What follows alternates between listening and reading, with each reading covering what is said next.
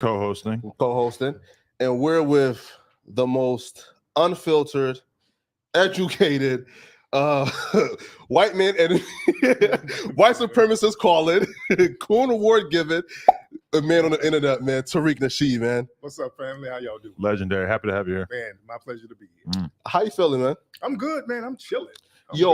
Why haven't this No Jumper interview happened like sooner? Like you live in LA. I know, man. I didn't know, Adam never hollered at me, man. I've been observing this man on the internet for a long time, but to be honest with you, it never really even crossed my mind that we could one day sit down. So I thank you for bridging that gap. And also, I just want to say that whatever comes out of this man's mouth, the real fans of the audience out there in the audience know that he does what he does and that he's not a plant. I'm not planting ideas in his head. He says wild shit of his own. So he's not a puppet of the white man. That is essentially what I'm trying to get across here. Yes. I know what's crazy, Tariq. Yeah. Is when they hear me say, like just like some shit that we, like discuss, let's say on Black YouTube or, like in those little, like little sectors, right? Right.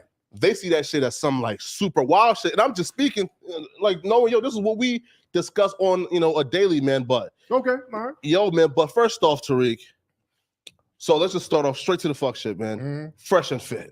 You said Myron is Team Bussy.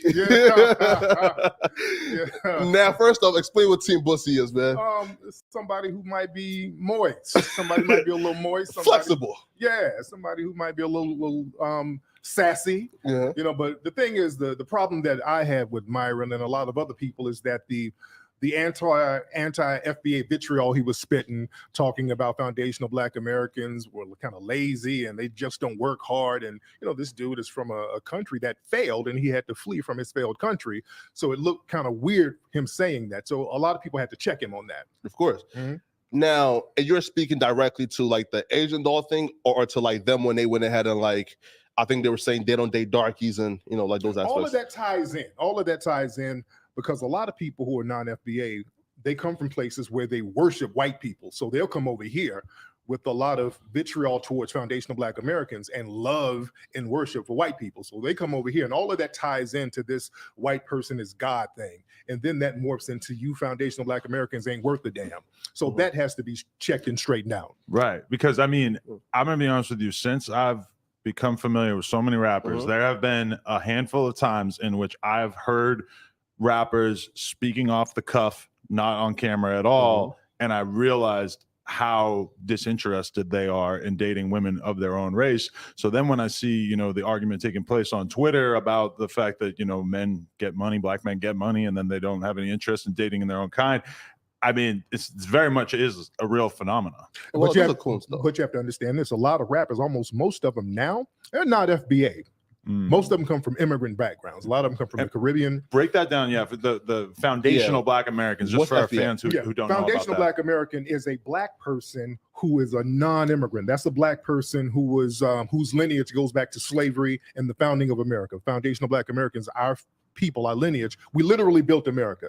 So that's the difference between just African American. African American is a real vague term that includes anybody. Right. Anybody can immigrate over here and be an African American, but we have a very distinct lineage. Right.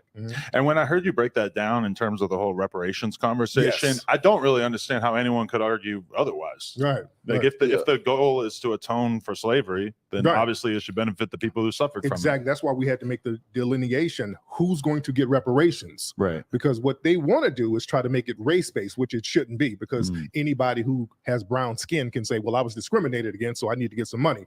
It has to be lineage-based, specifically to the people who come from the folks who were enslaved. Right. But okay, so I definitely agree in terms of, Africans, that's not our shit, my nigga, right? Like, stay the fuck out of that shit. But in terms of, like, the true definition or, like, what's defined as an FBA, there's, like, holes in it, right? Like, for example, if, let's say, like, Meghan Markle, her mother is probably mixed. I think she's mixed. And then her father is white, right? Now, she probably has, like, 25% nigga in her. Do Meghan Markle, like, qualify as an FBA? If her mother... can trace her lineage back to the 1870 census. It's foundational Black American. Right, but then the thing is this, though, right? I think you said like some shit like if they're white. Now we know America is a like big old melting pot, right? There's lineages where that trace.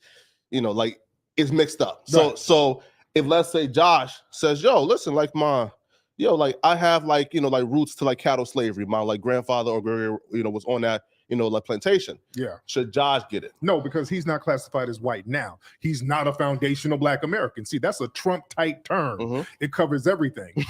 African American. Elon Musk is African American. Barack Obama is African American, but he's not a foundational Black American. Nobody in his family was enslaved. You understand? Foundational Black American just covers all of that. Number one, foundational meaning the people who built the country. Only one group of people who did that, who are Black, that's us. Black, us, we're still Black. We're still classified as Black and American. That ties us to the land, of this land specifically. So that alleviates a lot of confusion. That's why we like to use that term now instead of just African American, even Black. Black is real vague. Rachel Dolezal is Black. Of course. You know what I'm saying? Well, in what is way? she Black? Yeah, she's masquerading. Yeah, she's that masquerading. Okay, but now they're literally Full making Black. a legitimate argument. Is she really transracial? Because they throw the word trans out there a lot. First, it's transsexual, then it's transgender, then it's transracial. Then they're going to get into transhumanism because that's the thing that they're trying to do now. Mesh people in with robots and machines. So the word trans is a very vague word that covers a lot of stuff. So the transracial thing is actually very real. We kind of take it as a joke, but these people will have folks creating laws saying, well, I'm now classified as Black because there's a reparations claim and I feel Black, so I want to be Black now. That's why we're getting in front of it saying, if you're not a foundational Black American, you can't get next to the reparations claim. But I think it's the same way that you have huge amounts of young people sort of claiming to be LGBTQ because white people, straight cis people are so often forced to basically confront the horrors of their ancestors' history that it becomes viewed, or even like heterosexual people, it just becomes viewed as very, negative to be in these roles. So these kids kind of flock to this identity group because it allows them to sort of LARP as marginalized. Right. And they get a lot of money doing that too. That's why they have to latch the LGBT thing onto Black people. They always start talking about things like Stonewall. That's supposed to be their civil rights movement for the LGBT community. But Stonewall, there's been a lot of lies about it. That was a situation in New York where some Black LGBT people got beat up and they fought the police back, and they made it seem like the police was attacking them because they were LGBT, which wasn't the case. There were a lot of LGBT clubs in New York at the time, so that wasn't the case. Even the guy, what was the guy who got killed? Was it Shepard? Matthew Shepard. Yeah. They tried to make that seem like a homophobic attack, but it wasn't. It was a drug deal going bad with a guy who he had a sexual relationship in the past with. So they had to make that into a homophobic situation in order to make it a hate crime. That's interesting because they do the same thing with that Pulse nightclub shooting where I believe 50 people got killed, but then it was later proven that this wasn't an intended attack on the gay community, even though it worked out that way. I mean, it's kind of strange how that has been very much memory hold because it's not something that the media wants you to talk about at all. Absolutely. So the white LGBT community, and I did a movie about them called Buck Breaking, about the racism that comes from the white LGBT community that goes back centuries, especially during slavery. They did a lot of foul stuff to Black people during slavery. A lot of the slave owners were LGBT. Lord Cornbury was a governor in, I think, New Jersey, who was the one, I think in the 1600s, who helped expand slavery in the Americas. You had people like J. Edgar Hoover, who was LGBT. He decimated the Black community. So the white LGBT community, they've been just as racist as the straight community. Of course. And then you look at something like, remember the pink vagina hats? That I think that kind of like universally upset, feminists of color and whatnot, because it was just like a window into how petty and silly the complaints of a lot of women who are claiming to be in a marginalized group or gay people or whatever really are. And even now, with the whole monkeypox thing that's going on, and that's really targeting the gay community. I just saw in New York, the monkeypox treatments are going to the white LGBT people, and the Black people who they say are being affected the most are not getting the treatment.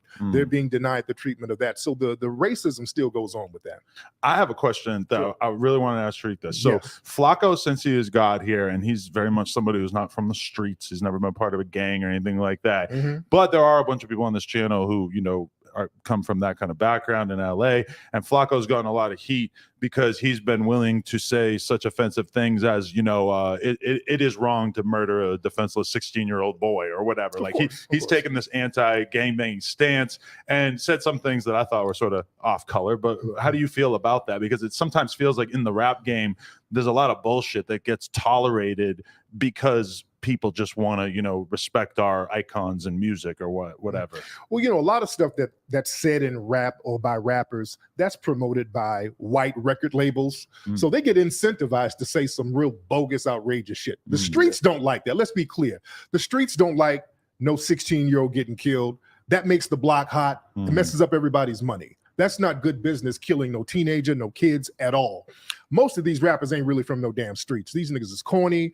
They sit up here and they watch one of the people who are on their block or whatever. They watch them do what they did and then kind of mimic that. It's a bunch of CB4 shit going on out here. MC Gusto type of dudes. So when they talk reckless like that, a lot of cats from the streets look at them and say, okay, when they come back to town, we're going to make them check in. We're going to make them give up a bag since they want to live our lives, So out here in LA, they're real big on making dudes check in. They make you, cough up $20,000, $30,000 if you want to come party out here. So it's real out here. People don't really play all of that false flagging type of thing and talking about street business that you're not really connected to. But so how do you feel about him being so open about having these opinions? Because there's a lot of pressure on you to basically fall back and just sort of fall in line and be like, yeah, I mean, all this gangster shit is just great.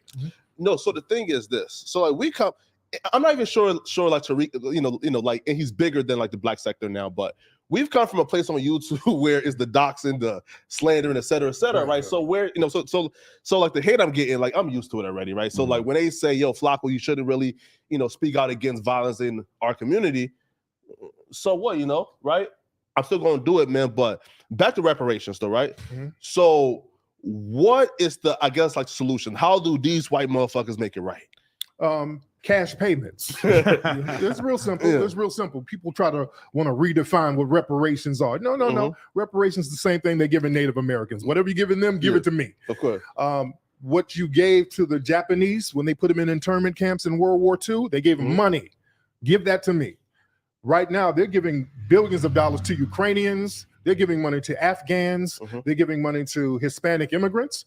Give that money to us, the people who are really aggrieved who built the country. Same thing. See, when it comes to reparations for us, they all of a sudden want to redefine what reparations are. Well, reparations, that's education. Fuck that. No education. Education is relative. Living life is education. And also, if you go to a school, that doesn't guarantee it's going to transfer into money. So give us the money and I'll go get my own education. Give me the money, I'll go get my own land. Give me the money, I'll go get my own schooling or whatever. So we need money, cash money. Of course. So like the thing is this, right? I think like an old clip surfaced where like you were saying, yo, if you give niggas, let's say like 10K a month, like January 1st, by January 15th, that should be gone, right? So people are saying, yo, like, he's being hypocritical now. But again, like I give people room to grow. So so are you saying, yo, like I said that, let's say what, like 12 years ago, I think? Yeah. And I still stand on you. If you give it to like hood rats and shit like that, you just give it to people who don't know what they're doing, or give it to people who are not of our lineage. That's going to go out the window. But I'm mainly talking about people with with the gutter mentality. If you give them paper, they're going to mess the money up. But we should get our money. I'd stand on that right now. We should get cash money. What does the actual political process of making that happen look like? Because I feel like reparations is something that it's hard to argue against the fact that it seems like the only right and moral course of action. But then also from my perspective, it seems almost impossible to imagine it actually happening. Well, the thing is, they didn't want to release black people out of slavery. We made that happen. They didn't want to give us civil rights in the 60s. If you look at some of the polling before 1965, most people were like, there's not going to be any kind of rights for black people. We're always going to have a segregation type of thing. And black people fought against it, and we made it happen. We've never really focused solely on reparations for foundational black Americans. That's why we haven't really gotten it. Whenever black people fight for something, we go into this universal thing where we're going to do it for minorities. Let's just do it for people of color. That's what affirmative action was. It was supposed to be for black people, and then we let it be for minorities, and everybody but black people get affirmative action. White women, Hispanics, Asians, LGBT, all of these people are considered minority. So now we have a movement where we're focusing on our lineage. And I think we'll get it because we are a political bloc. And if we vote or don't vote, us withholding our vote, that will move the needle a certain way. Because if people don't get into the political process, if you don't have any confidence in the voting process, that society is dangerous because they will start looking for ways to rectify their own problems. Even within my circle of hosts on here, I've noticed the mood on Trump softening a lot over the past couple years. And even when you read the polling, Mexican people are moving towards Trump. I feel like the black audience he's really grown on them. What do you make of that? I can understand why, because this administration, the Biden administration, they're horrible, especially with black people. They're trash. Right. And I told people not to vote for the Biden administration. Biden tooted his ass up to black society, didn't do anything, and they were proud to not do anything for black society. But they ran on Trump is the boogeyman. You got to vote for me because Trump is going to get you. He's a big old racist. All right, if he's racist, fine. His racism is not even more deeper than Biden's racism. Biden has a track record of harming black people with his policies, the crime bills, the multiple crime bills. Kamala Harris, the stuff she did out here to black people in California was horrible. And I always point out, they try to make Trump the boogeyman. Trump didn't put any policies together that harm black people. I'm not even a fan of Trump, but Trump did not put a policy out there that specifically harmed black people. So they're not going to use the boogeyman tactic with Trump. It kind of says a lot that the mainstream media, I think, did such a good job as painting Trump as a racist early on. Yeah. And it feels like that really hasn't stuck over time. I think like the mainstream media accusing a president of, or a candidate of being racist just doesn't really carry the same emphasis that it did. And what's interesting, you know, the media, they will only talk about racism if they could put it on a right winger. You notice that? Yeah. Whenever they talk about racism or calling anti-black racism out, they always have to do it with a Republican. You had people like Ed Buck, who had dead black men coming out of his house multiple times. The white media never referred to him as a racist. Big time political donor. Right, big time Democrat donor.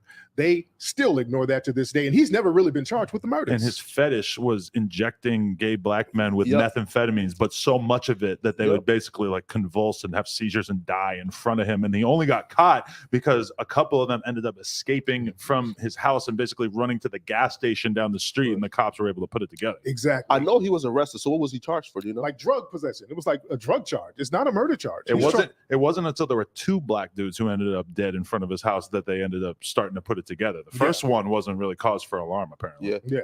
Now, you know, like we also, again, with Trump and Biden, bro, like we have horrible options. Yeah. But I do believe we do have to vote. Now, you've been against, like you said, bro, like black folks don't vote for none of these niggas if they can't offer shit. So do you like stand by that saying like black folks shouldn't vote? Because I feel like, bro, if we, again, but not we, but, you know, like y'all, right, like died for this shit, right? Like you guys marched and died for our right to vote. So why would it be don't vote opposed to, even if you have to vote for, let's say, like a third party or write somebody in, still make your voice count? Well, what we do, we didn't die for the right to vote. We died for tangibles, and voting was just a vehicle to get those tangibles. But we have to be strategic with the way we vote and the way we hold our vote, because not voting is a strategy as well. It's just like playing blackjack. When you're in Vegas playing blackjack, if you hit a certain number, you better strategically hold. Like, no, I'm not going to hit again because I want to see what this other person's going to do. I want to see if they're going to tap out. And we're looking at the Democrats tap out right now.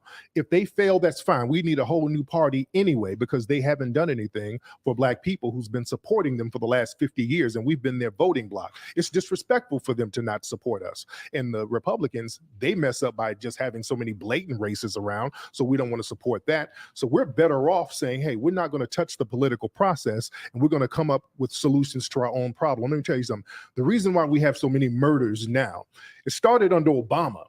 See, they try to put all this stuff on Trump. No, these murders of black people started under Obama.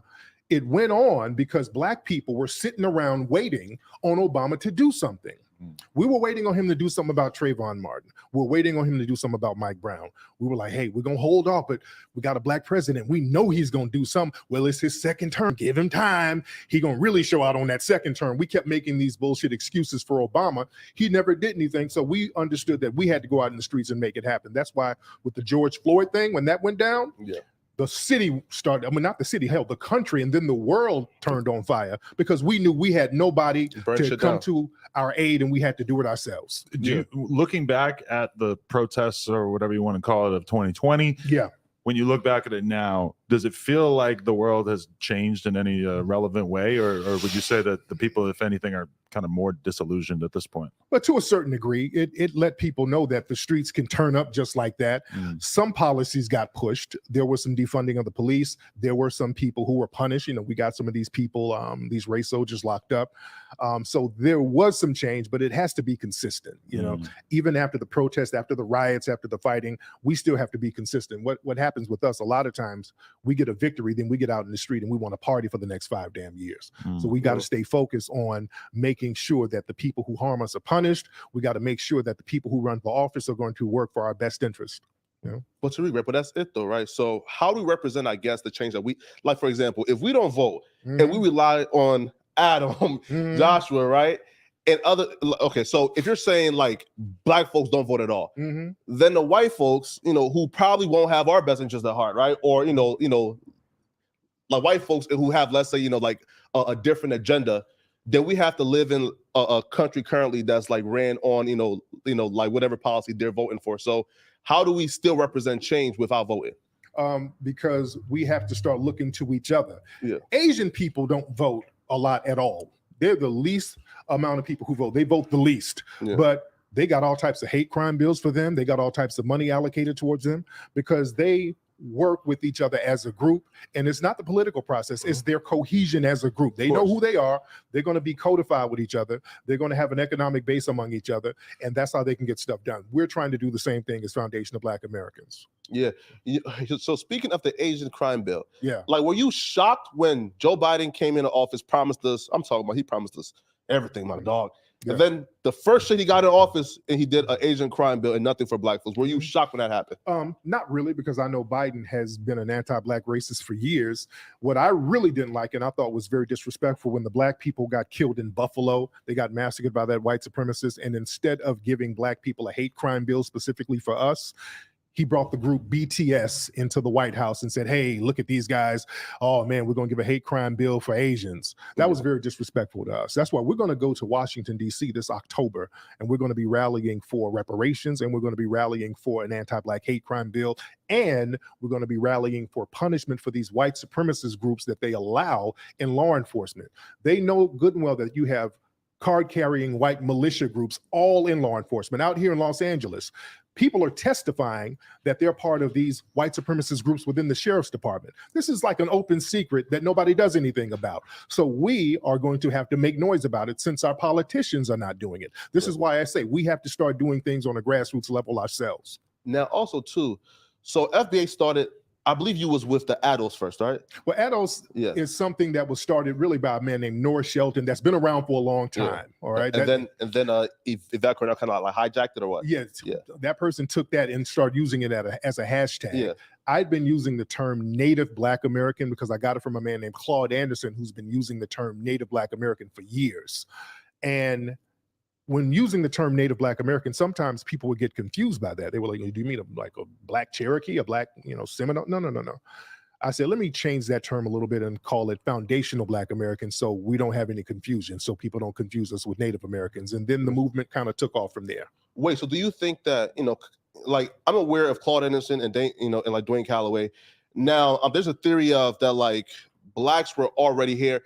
Like, we definitely was here before slavery. Now, now, I do know that Juan Gerardo came in like the 1400s, right? So like, in Mexico, he was the person who cultivated weed in Mexico, and he was a translator and an explorer. He was a Moor. Right. So he was here like before slavery, but like as far as I know, and he's being like, I guess, named and documented as the first black person, but like, no, he wasn't. No. There were. Even before Columbus, there's evidence that there were black people coming over, black people who were Moors, because when Columbus came over and went to Cuba, they saw mosques. And when Balboa, I think he went down into South America, they saw mosques and they saw these Islamic houses that were down there. So there were black Muslims coming back and forth. They brought a man named Estevanico, who was black, and he was an explorer, really one of the first foreign explorers to come into the interior of the United States with the Spanish. And I think he got as far as Arizona. So black people have always been here with the explorers and beforehand. And they brought Estevanico because he spoke different languages. He spoke Arabic and all of this stuff. And many of the Native Americans, they knew all of these different languages too. So a lot of black people were translators. So we've been here before the Spanish. Yeah, here, right? So like, I definitely do agree. Now there are kind of like the miscommunication, especially from like the weirdos like Dwayne Calloway. You know, that's a non-fact. That's a troll, man. And, yeah, right. Money out the water. That's a troll. Yeah, you know right? That's somebody who just says shit just to be saying it to sell books, and that's a troll. So we shouldn't mix troll shit up with real scholarly information. So Dwayne Calloway is the Negro and who claims that fucking Harriet Tubman never existed. Yeah, he's a fucking clown. Yeah, right? That's clown shit. Yeah. Now, but clowns like that are muddying up the water. So like, what's like so? In terms of like the percentage of African Americans who were already here versus those who got brought here, like from Africa, like what's the percentage, would you say? I think there's a high percentage because it's kind of hard to tell. Yeah. But we do know around 3 to 6% of the people brought over from Africa actually came here. That's a very small percentage. Yeah, of course. But a lot of the people here were already Black Aboriginal people. Even when the explorers came over here, they described them. They're like, these look like the same people from Ethiopia. There's a reason why they call them Indians, because they look like the dark-skinned people of India. Yeah. So there were a lot of black-skinned people here, and they just enslaved them where they were. And then when the African people were brought over, they just kind of mixed everybody together and said Negro, because they wanted to erase everybody's lineage so that people wouldn't escape, so that the treaties that they had with other Indian tribes, they wouldn't escape to those tribes. So they would get these people, especially the children, and completely erase their background. In fact, the first treaty the United States had was a treaty with Morocco, 1793, I think. Morocco was the first country to recognize the United States as an independent nation. And the Black Moroccans had a deal with the U.S. that the U.S. can go over there and trade in the Mediterranean Sea, but the Moroccans would not interfere with the slave ships. They would not interfere with any of their trade. And if a Moroccan happened to be captured over here, they had to be let go. So they didn't want to do that in the U.S. So they would just erase a person's background and not tell them, hey, this person is from Morocco. You put him on a plantation somewhere, nobody knows where he's from. So they made a real big deal about erasing our background. Of course. You see, like, that's where I guess like we defer, right? Because I definitely do understand due to Juan Gerardo and immigration, that there were black folks here before slavery, right? But to say only 3 to like 6% of Africans came over here, that's documented. That's very well documented. No, right here, right? So like so like what?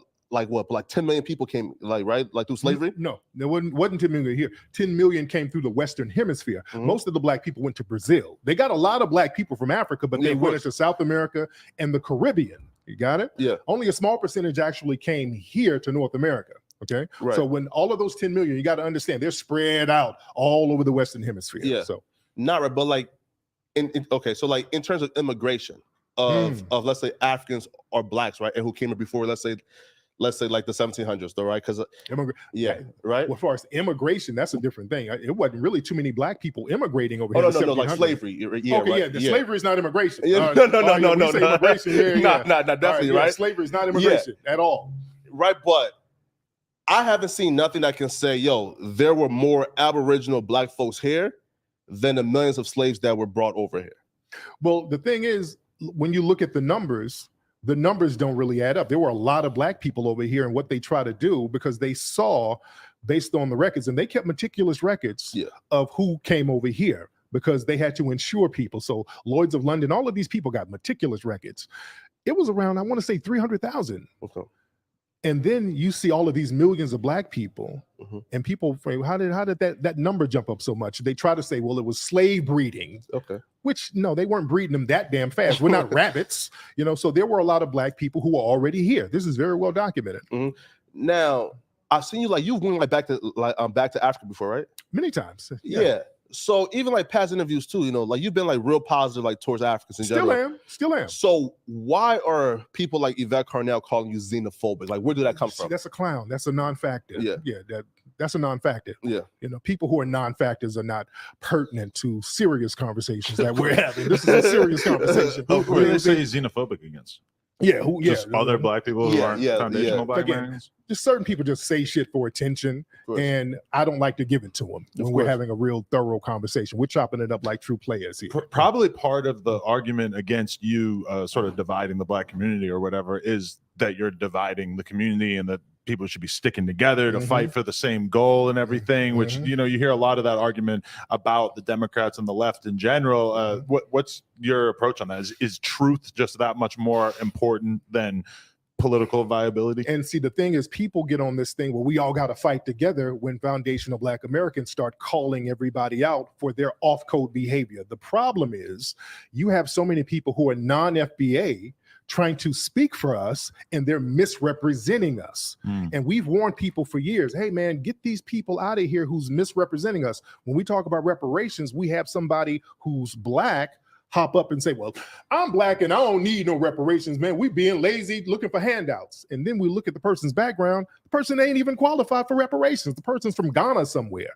So we've had so many people misrepresent us. Candace Owens, she identifies as Caribbean.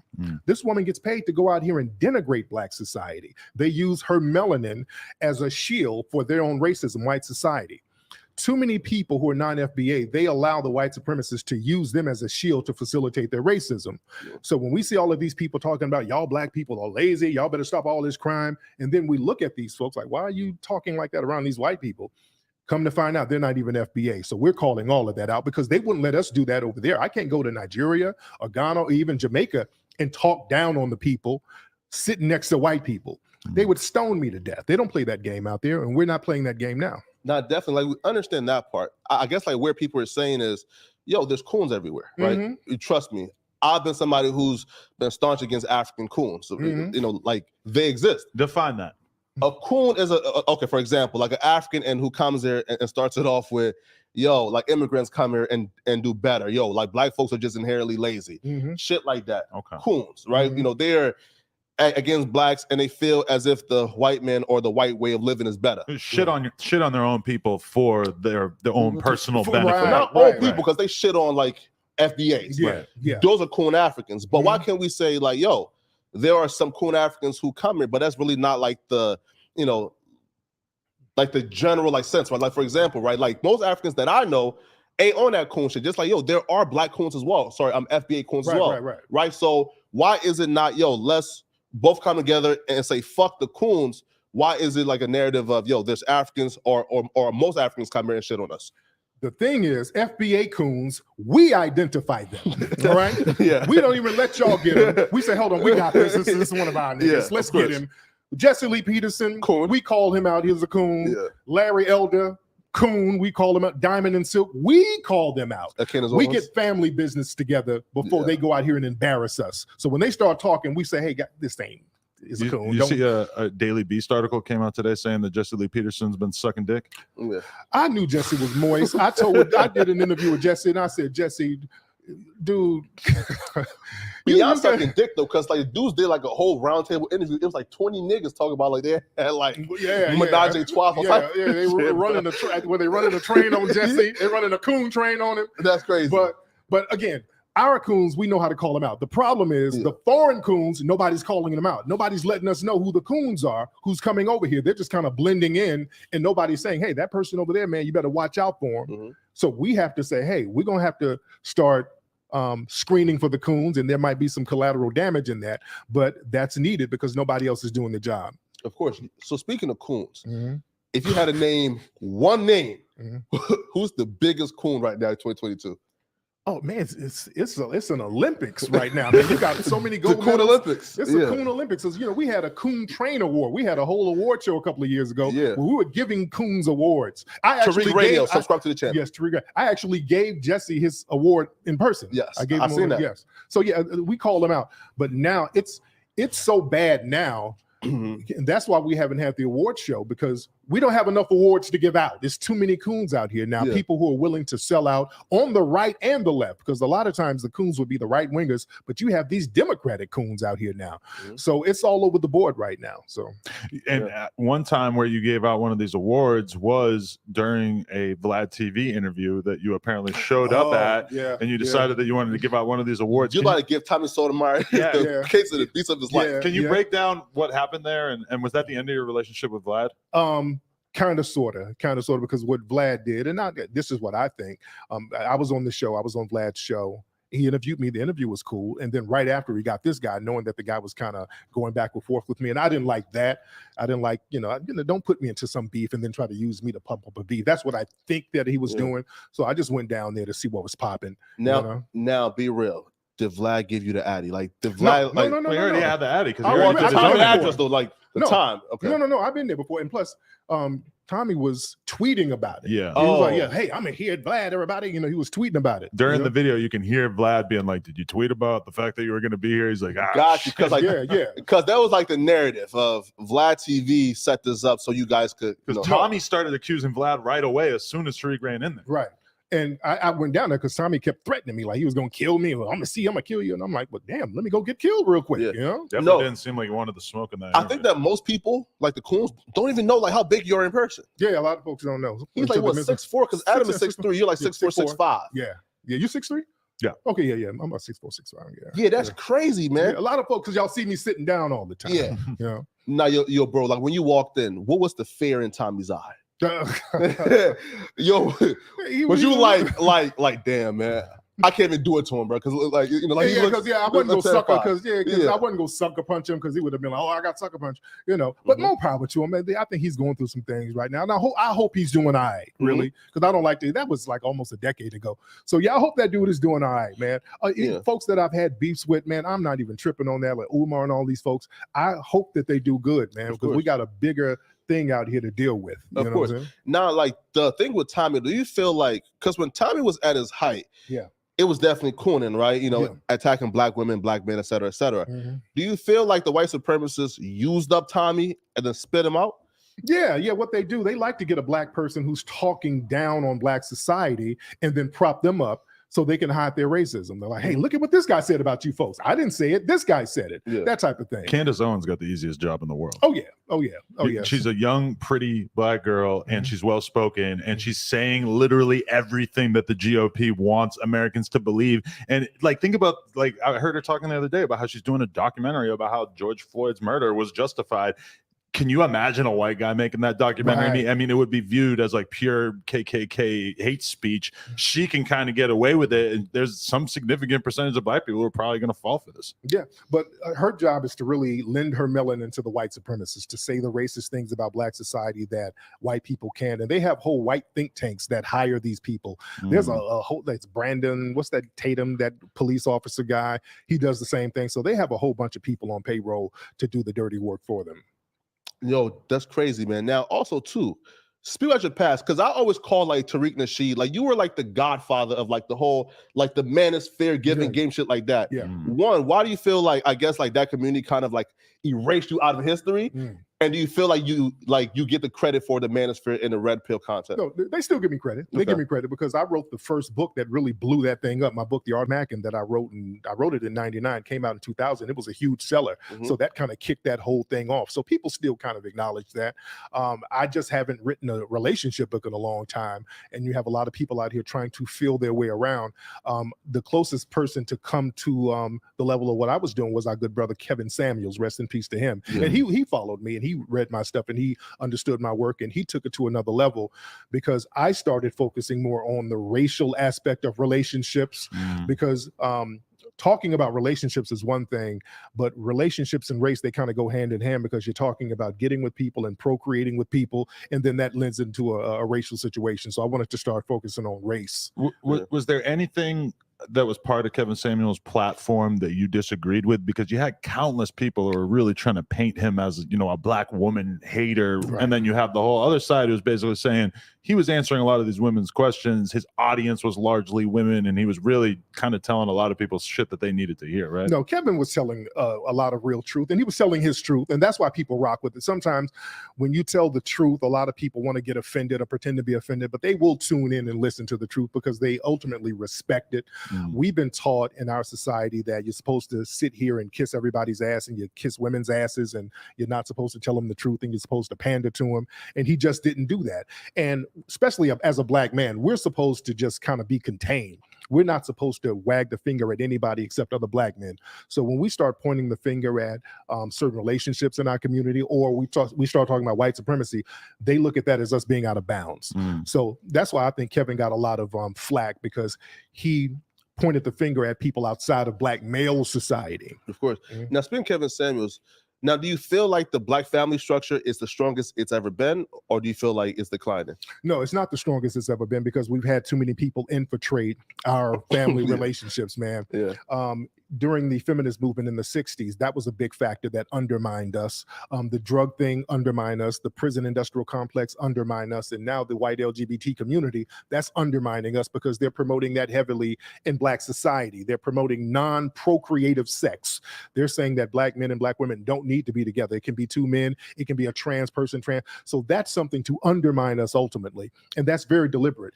The dominant society don't give us nothing as Black people. They don't give us what we ask for. They're not giving us our reparations, our education funds, our housing funds. Out here in LA, thousands of Black people are homeless, but they will pour billions of dollars into us getting into same-sex relationships. So right there, we should be weary of what their agenda is. And when you look at the trans issue in particular, I feel like it's such a losing battle for people who are progressives, who you probably agree with on a lot of stuff. And then the whole conversation just gets muddled so much. No, but I mean, you identify as like a Democrat for the most part. Even though you, wrong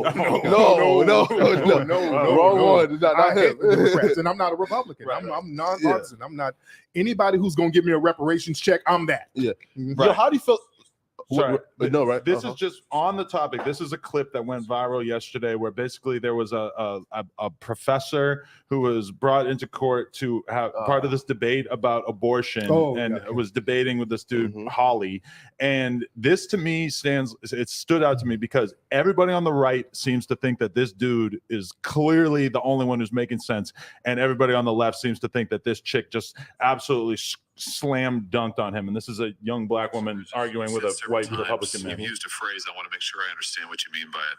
You've referred to people with a capacity for pregnancy. Would that be women?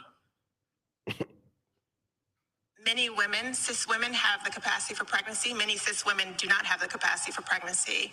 There are also trans men who are capable of pregnancy, as well as non-binary people who are capable of pregnancy. So this isn't really a women's rights issue. We can recognize that this impacts women while also recognizing that it impacts other groups. Those things are not mutually exclusive, Senator Hawley. Oh, so your view is that the core of this right then is about what? So I want to recognize that your line of questioning is transphobic, and it opens up trans people to violence by not recognizing that. Wow, you're saying that. I'll just cut it right there. But this to me stands out as something very clear where the layman, or really even just anybody with some common sense, is going to hear this conversation and be like, this guy seems like he's asking some reasonable questions, and she's accusing him of transphobic violence. Right. And basically, that sounds like a person who has been given talking points by these white liberal feminist organizations and LGBT organizations. And again, they have to get a Black face to do it.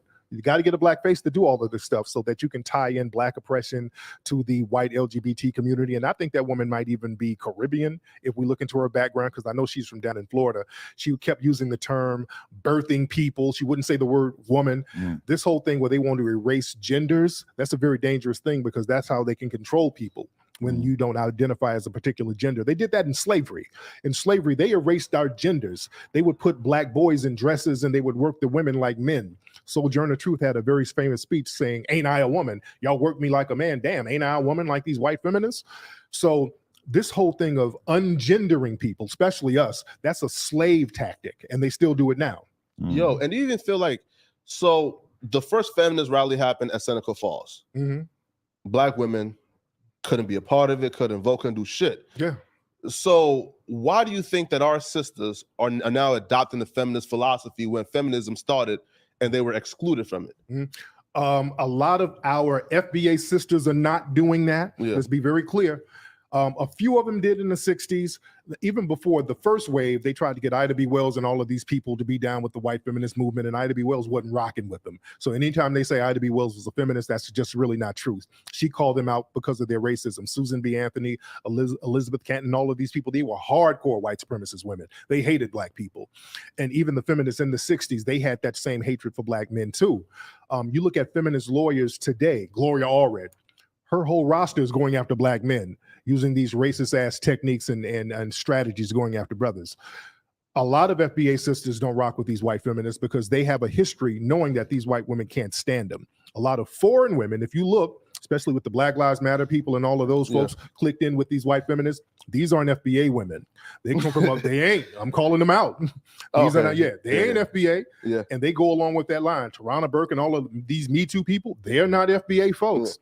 So they go along with that program because they understand those white women are trying to undermine foundational Black American society. And a lot of these non-FBA folks are down with that program. One quick question. When you saw Dr. Umar in the mall, did you think, did your mind go to, he's probably just buying incense, or did your mind go to, aha, he's getting some snow bunny pussy? Yeah.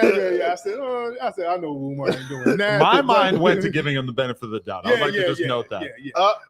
I didn't know, but I thought it was funny. Just the visuals was funny. It was the funny visual, but he cleared it up. So let's go.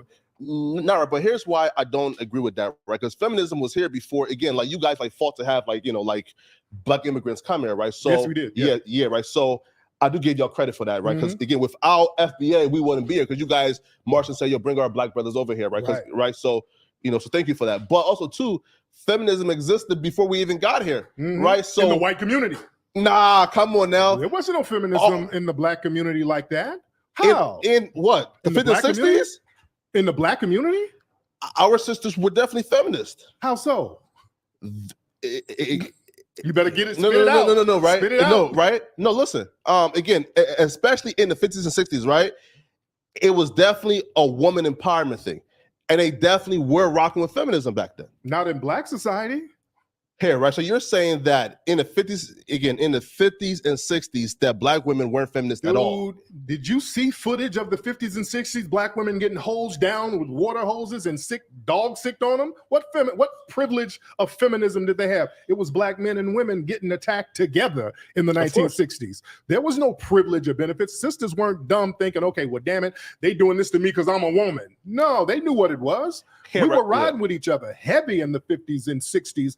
After 65, the Civil Rights Act passed, they really started pushing feminism heavy in the Black community in the 70s. And there was kind of a wave with that with Black women. But that tied into the LGBT movement too, because the free love and the free sex hippie thing popped off. So they started saying, hey, come on, sisters, we'll lick you up and we'll hug on you and we'll have all of this interracial sex and you can be a feminist and we're all girl power. So that thing lasted for a quick minute. And then we got a wake-up call, later in the 70s, seeing that, hey, this feminist thing ain't working for Black society. No, Harris. So like you're definitely correct when you says feminism in the 50s and 60s weren't really benefiting them, right? Why? Because again, like the white women were cool and chilling in the crib while Black women were outside getting hosed down. Right. But that ideology was still around. Again, even in the 70s, right? It was still the 50s, there. There was no feminism in Black society in the 50s. All right. Yeah, right, cool. So, Harris. So like, and how about this? Let's say 1970s, right? Okay, right. It was still prevalent. At that time, we were here, but like we weren't here in droves and numbers as you see now. Yeah. The feminist thing in Black society coincided with the immigration movement. Yes, it did. Yes, it did. Okay. You can't show feminism before 1965 in Black society. You didn't have sisters running around here talking about girl power and all that stuff when they were being segregated against. Black women were still getting lynched in the 50s. You understand? Rosa Parks had to sit on the back of the bus in the damn 50s. What feminism? We knew there was no girl power, no feminine privilege in Black society. We knew that. That came in the 70s, and a lot of those people, Shirley Chisholm was one of the Black people, the Black women who started promoting that feminism in Black society. She's non-FBA. So we can point to some of the immigrant folks coming in, getting on that wave. But you know what they call it now is intersectionalism. Oh, yeah. I would think that the average Black feminist out there would tell you that they're being pro-Black and anti-racist is exactly the same as their feminism, that it's all just one big blob of oppression. Right, and they understand, Black Americans, there is no female privilege because Black men and Black women are still both under the system and the subjugation of white supremacists. We got Breonna Taylor. There's no feminism that helped her. In fact, the white feminist organizations, they don't speak up for the Breonna Taylors. I agree. And the Sandra Blands and 1,000%. So many other Black women who are harmed by these race soldiers. The white feminists don't say a damn thing about that.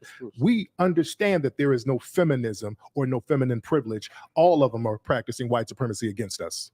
here. So I believe that there was never feminist like privilege, right, in terms of Black people. But I don't believe, bro, like you can just like toss that feminism shit on the non-FBA sisters. A lot of them. Yes, I am. Yes, I am. Oh man, yo, here, right? So okay, so first off, I want to get to Hidden Colors, man. So, Yes. So first off, I do applaud you, right? Have you seen all of them? No, I Man, seen. come on. I seen probably up to 3, right? Okay. I think the last one I saw, Brother Polite was in there.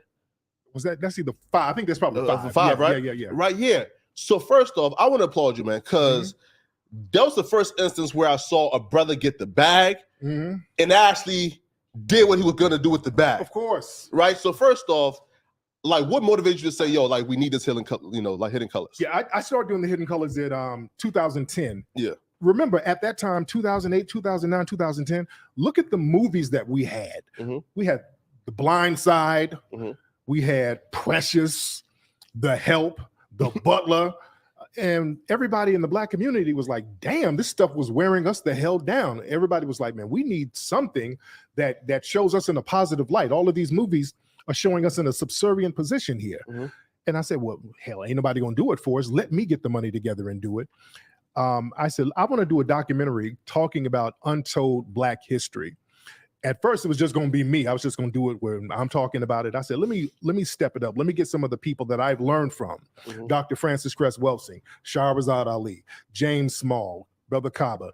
So we got all of these people. We did the film. We didn't know how it was going to turn out. We put it out, became a huge seller. The series is the biggest selling Black history documentary series ever in history. Yeah, the white media don't like to give me credit for that. They always leave that out.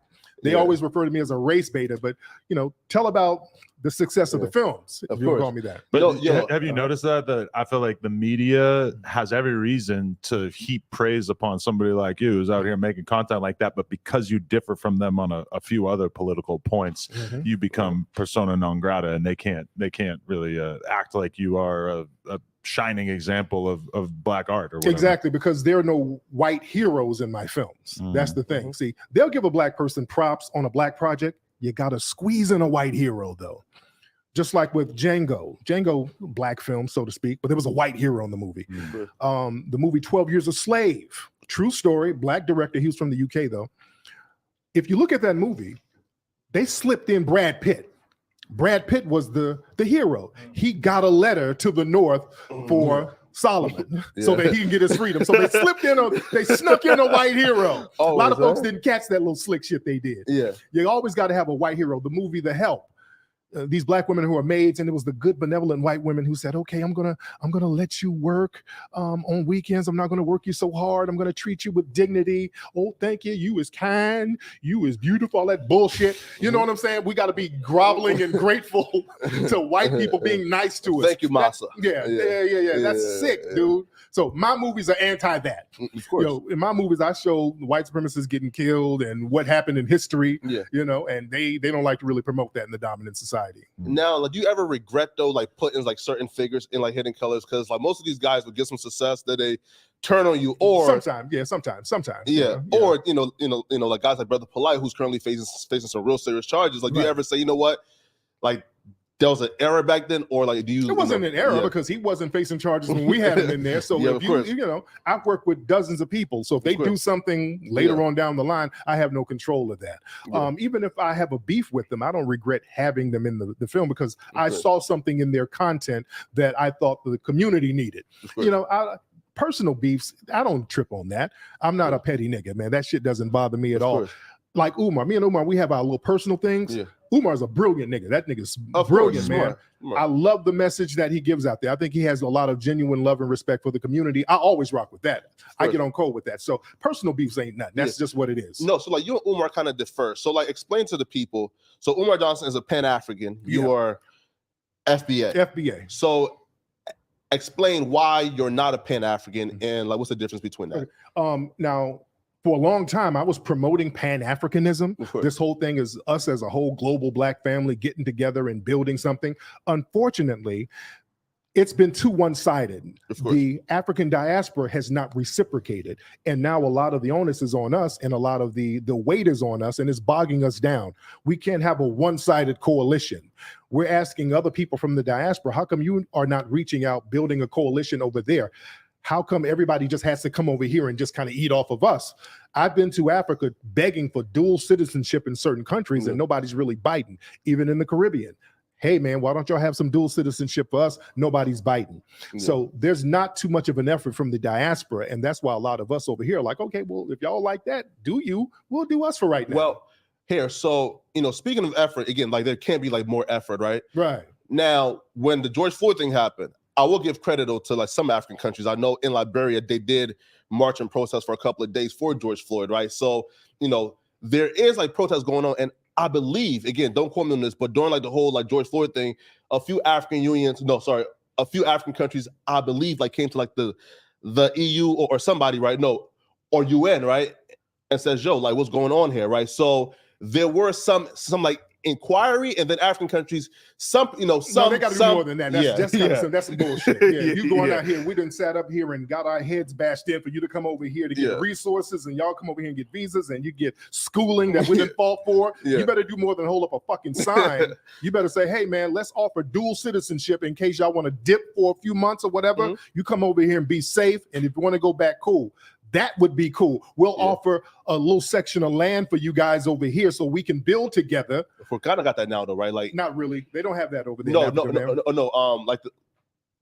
I believe Ghana is offering like citizenships now, they right? got a right to abode. It's not citizenship, and there's so much red tape with it. And also, you got to have a bag. In order for us to get some citizenship over there, we got to come through with $50,000, $100,000. We got to go in there with a bag, and then we got to show them all of our bank statements and all of the savings and all of the investments we have. So we got to go in there with cash in hand. So that's not a reciprocal relationship. Yeah.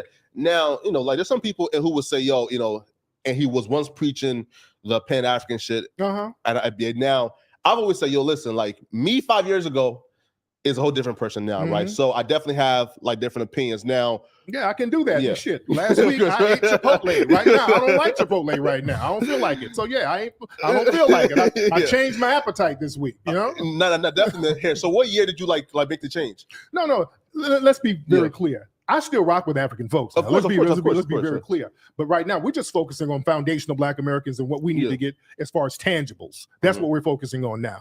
Now, there's cases in the UK. I was rallying for a young brother who got killed up there. I was putting my bid in for that. I'm always speaking up for any injustice that anybody's having. The stuff that was going on in the Ukraine, that wasn't cool. I spoke out against that type of stuff. So I'm gonna make sure that people are cool, but we're gonna focus on foundational Black Americans. I have a name I want to throw out there and just get your thoughts on him. Shaun King. Shaun King and I are very cool. We're cool. Yeah, we is he Black? He's Black. He's Black. been so attacked by his own people. Nah, man, that Negro ain't Black, man. He's Black because white people don't like him. That's how you can tell he's not Black. You know why? White people, and I talked to Shaun about this before. White people or a Black person who can pass for white people look at them as very dangerous because they can sneak in Black genes into white society undetected. So white society is very sensitive about Black people who can pass for white. That's why they had all of those one drop laws. They're like, hey, look, any nigga with any drop of blood, don't come over here because we don't want you to sneak that one drop in. That's why they have a lot of problems with the Hispanic community because they need white numbers, but the Hispanic society, understand, many Hispanic countries around the Western Hemisphere, they were also slave colonies. So there were African people there. So a lot of them have that Black bloodline. And so they don't want them sneaking that Black bloodline into white society. It's a real interesting dynamic. But okay, so with Shaun King, and his story is, he said he don't know his birth father, but his mama told him that he was Black, but the man who was on his birth certificate was a white man. Now, if he can't give us the lineage, the name of who the Black father is, and the only person who's on his birth certificate is a white man, how can we take his word? Sorry, how can we take his mama's word for it that he's white? That he's Black. Now that's where people say, yo, bro, like how can we really count Shaun King as a Black man when one, he looks white, his mama is white, the man on his birth certificate is white, and then he's telling me his mama told him that his birth father was black, and we just gonna take that Can as he hit the 23andMe? as proof. Right. Well, y'all can holler at him Yeah. about that. Y'all can holler at him about that. I don't, you know, I'm not. I don't work for Ancestry.com. Come on, Flacco. Yeah, I know, right? Do I got to go to IKEA? IKEA is like a block or two up. Man. I get you a new chair. No. But Sean King, he does a lot of good stuff Of for the course. community. So he is a writer. Of So I'm gonna course. give him that. Sean King does a lot of good stuff for the community, gets a lot of good Yeah. information out there, and he fights for justice. Of course. Now, again, that's the one thing I will give him, right? Yeah. He's persistent and he's Yeah. for black folks. Yes. But Rachel Dolezal was also for black folks, Oh, right? she's for herself. No, she didn't really do anything. She was using that to get all types of minority set-asides for her damn self. So yeah, that's different. Yeah. I have a question in Yeah. terms of your advice for me. I'm a person, I kind of, might be hard to believe it, but I sort of accidentally like fell ass backwards into interviewing rappers, and then wasn't really that big of a plan for me to basically bring a lot of other different people on my platform. And now I find myself I don't think ever hired a white guy to be an on-camera personality, Do it. but I've found a lot of different black guys like Flacco here, and I'm putting them out there and helping them grow their platforms and everything like that. As of yet, seems like the black community maybe is tolerating my involvement in the community. What is your perspective on this business model, and what would you suggest that I keep in mind in terms of staying in the good graces of the community? What you should do, and it's good that you're giving black people a platform, always make sure you balance the ratchetness out with constructive information, because what happens is a lot of people who are white, they'll give a platform to all the riffraff shit that happens in the community, and then that goes to hell. That turns into World Star. You know what I'm saying? And Q, who started World Star, he's not an FBA dude. So always point that stuff out. So balance it out. Always have some balance with people who's bringing something constructive. I know people like to get hits, people like to get ratings. The beefs and all of that stuff gets a lot of clicks, but we can't go into white society showing a bunch of white hillbillies living in the Appalachian Mountains. I would get called out for doing that. If I go to a bunch of trailer parks showing these methed out white people will call me out for doing that, because what would be the purpose of that? Right. You see, we can't just keep showing the underbelly. And it's almost impossible to even imagine you having that sort of interest, whereas we all are just very, very used to the idea that white people want to look at World Star, they want to look at Shade Room, they want to look at all this bullshit going on between black people, right? Right. And the thing is, almost every single gossip site, Shade Room, Bossip, Madame Noir, World Star, are all owned by non-FBA people. Every single one of them. Even TV shows like Love and Hip Hop. That's Mona Scott. She's Haitian. They come over here from other places and show the underbelly of black society, which makes us look bad to a certain degree. I can't go to Haiti and show the underbelly and be accepted by that society. In fact, I did a movie called 1804 about the history of Haiti. It's shown in schools all over Haiti. You dig? I'm going to show respect to the people over there. I don't want to show you in a negative light. What does that do for me? So we want people to have the same respect for us. Don't come over here and start showing crackheads pissing on cars. What's the purpose of doing that? I'm not going to go to Africa and start showing the underbelly of it, because what's the agenda of me doing that? Well, here at Tariq though, but again, like it's media, right? So like it's a give or take. Like for example, I know the Shade Room, they promote a lot of FBA in a positive light, but they also have Yeah. No, man. Listen, like there's a bunch of like positive light, for like less like the rappers and like the female set, et cetera, right? So they definitely do the positive as well as the negative, right? So if they're non-FBA, should they like just not cover like the down shit at all? Okay. I started noticing that these people were non-FBA, people like Media Takeout. That guy's Ugandan. Oh, really? Yeah, he's from Uganda. Wow. Yeah. Now he's a fraud. He lies a lot. Yeah, yes, he does. He says anything. Yeah. But I started to notice something on Shade Room and all of these people. This is why I started looking into their backgrounds. They would always show all this ratchet stuff with black society, but then they would show like an African wedding. Then they would show an African person getting a scholarship. I'm like, why are all the stories about Africa positive and everything about us is crackhead, gang member crackhead? Then I start looking at the people. Okay, these people are non-FBA. They come from another place where they're not going to dare show the negative images of what goes on in their homeland. Adam earlier was talking about Cape Town. I went to Cape Town and I just had my camera out filming, and I put it on YouTube years ago, and a lot of people from over there were upset that I was showing what it really looked like. I wasn't doing it to be vitriolic. I was just showing where I was. They were like, oh, why are you showing this? They don't like that at all. And we are not liking that either because that doesn't represent us. But look, you got Gossip, Hollywood Unlocked, Nigerian owned, Hollywood Unlocked. That's Jason. That's yeah. No. So Gossip is owned by a black woman. Like she's like a and she was an ex like Love and Hip Hop girl. She's like a light skin. Bossip? No. Right? No. Bossip been around for a long time. It's Nigerian owned Bossip, I think. Yeah. And Madame Noir and that's a Nigerian dude. Right? Okay. Look, who owns that spiritual word? Yeah. Or look, Say Cheese is a black man. Hollywood Unlocked, right? So there are FBA sites who are doing the exact same thing. Not like come on now, man. Yo, Hollywood Unlocked is worse. No. Jason is somewhat fair to a certain degree. Jason is fair. I give him his. Jason is pretty fair. You're a messy nigga, boy. Not the queen. He's a queen, but Jason is actually fair. I give him his credit. He seems fair to a certain degree. Wait. So you're saying like the Shade Room is worse than Hollywood Unlocked? I don't see that, man. Yeah, Shade Room shows a lot of ratchet shit. Oh, how about this though? The Neighborhood Talk. Now that's the underbelly. Like who runs Neighborhood? Because I don't see. It's a gay black man. Like he's right. And there's another thing. A lot of people, again, a lot of black LGBT people, they look at themselves as something different from black society. They think that their sexuality is its own ethnic group to a certain degree. So that's another dynamic as well.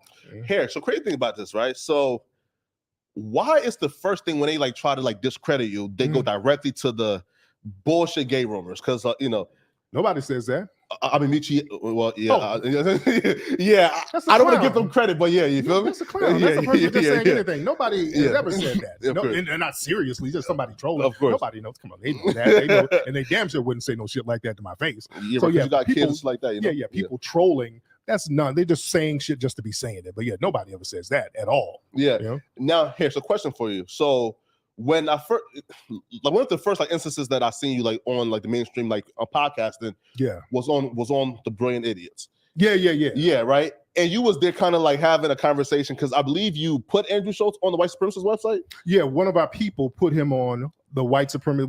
We had a suspected word. It didn't even say white, but we had a lot of races on there. And this was after I did Brilliant Idiots. This was way after. Okay. Way after. Okay, gotcha. So he kind of earned that status in your mind on the podcast? Yeah. Well, it was a free site where people can put stuff up, and somebody put him. I didn't put him on there, but somebody put him on there. But I had a debate with him on the Brilliant Idiots podcast. A great debate, and debunked a lot of his talking points. So. Wait, was it free or here? Right, again, like there's been a lot of rumors about that site, right? Because like it's now taken down, but there was a point where people were saying like it was like a subscription based. No, not at all. No, it was just like a message board where people can kind of put up information about certain folks. Now, I think Andrew Schultz like says like some shit like you were offering, but the opportunity for like people to pay to get taken off, or no, that's not true. When he said that? Yeah. Oh, that's bullshit. No, I don't know where that came from. No, that's not true at all. Yeah, that's not true. Nah, man. So okay, so I do have to ask this, right? Because a lot of people would be wondering, will Umar Johnson ever get that school up, man? I think he will. I know the people, because I donated to the school a long time ago. So I hope he gets it up. Yeah, I hope he gets it up. I really hope he gets that school up. He's done he's been trying to get it for a long time, and hopefully he gets it popping. Yeah. And also too, like I convinced Adam to make a donation to the school. Well, in exchange for the interview, right? Right. No, but okay. Do you feel like Umar has been evasive about updating people on the school? I would say this now. So the fundraising started, I believe, in 2014. He finally raised enough. Now, again, like folks are saying, and he raised enough. Again, if you're raising money, and he probably had enough in 2019. He bought the school 2019, you right? You gotta ask him. Ask him. I don't pocket watch dudes like that. Right. So for me, right? Yeah. I don't pocket watch. Yeah, right. So for me, and he, bought the school in 2019. It's been 3 years. Now, there's a lot of difficulties that come with that, right? Yeah, I would assume. It's with like the taxes, the HVAC, right? So it's been 3 years. Now, if 10 years go by and it's still not up, I'll have to say, I don't know, man. You feel me? What's going on? Hey, holler at him, man. Holler at him about it. Again, I don't be pocket watching dudes that hard, but go ahead. Now, the coons, right? The fucking coons. Now, again, here's what right. So Tariq like raised money in the past did everything with it. Like the Haiti movie was a fundraiser. The Hidden Colors was a fundraiser, right? But the FBA conventions were fundraisers. So you have a history of raising money and getting shit done with it. Absolutely. Now, it's been a fucking year since you raised money for, like 9 months, right? For the museum. Why the fuck are the coons impatient? Oh, look, they're trolling. Look, and I said this. When we get the museum, which is we're working on the documents now, it takes a minute to get buildings and there's tenants in the building and we got to negotiate with them and all of that stuff to get them out. When we get the museum, you're going to see a whole new set of whining and excuses. They're going to complain, ain't enough bathrooms. Ain't big enough. There's no food. I don't like the books in here. Oh, it's too cold in here. So it's going to be a whole set of new excuses because the excuses are already in bad faith. It's just bad faith. Yeah, like, because it's been months. Yeah, it's been not even years. Right, you feel me? And these are people who don't know about real estate. They don't know business. They don't know that it takes a minute to negotiate and deal with tenants and deal with realtors and deal with finance people. You got a whole bunch of people you're dealing with. Yeah. Now, question for you, right? So there's the election coming up soon. Now, if let's say Biden and let's say Trump, like go at it again. Yeah. Now, they're never going to run Biden. Oh, no. Trump, very much. Yeah, he could definitely run. Yeah. Now, after we seen, I'm talking about, bro, like Biden kids is out here like doing coke and shit now. Like, picture what Biden's going to look like in 4 years. Yeah, man. He's going to be on a stretcher being wheeled out into those debates, bro. I don't want to see that. Yeah. Where do we go, Tariq? Because at this point, it's a fucking laughing stock with Biden kids and Biden. And Trump to me is, The Democrats, man, I think they're done right now, man. The Democrats are going to fall flat, man. They're going to get washed because they don't have a base right now. Democrats don't have a base. They're trying to cobble together like an immigration base. But what happens is shootings as well. Yeah. When immigrants come over, they start voting for Trump, especially Hispanics. They start going for the right. Especially last election, bro. I was shocked when the Hispanics voted for Trump in those numbers. I was like, what? Especially given that it was such a common theme in the news and everything that this man hates Mexicans. He said that Mexicans are rapists, etc., which was really a pretty inaccurate reading of what Trump did say in that moment, which is like him basically saying some of the people who are coming over here are criminals and murderers and rapists. But the thing is, that plays on something that a lot of people don't realize. A lot of Hispanics, they identify as white. People forget that. They don't identify as brown. There is no brown. When people say black and brown, the brown is a boogeyman. There is no brown person. Hispanics identify as white. When you look at their paperwork, they document themselves as white. They have something in Hispanic culture, mejorar la raza, meaning improve the race, meaning get white. So they're real big on maintaining a white status. And when they come over here, they find the first right-wing racist white supremacists to go hug up on and be around. But then if they're obviously, again, like most will come here and take a stance in an agenda that's anti-black, but yet again they're being grouped in as black and brown. Right? Why is that? We do that stupid shit as black people. We allow it to happen. And I tell black folks all the time, and hey, I got Hispanic people that I'm hella cool with, no problem with them on a personal level. But when we're talking about politics, we're playing as a group. And I tell black people, stop that black and brown shit, because we got this thing where we feel like we got to have some mythological ally in order to get stuff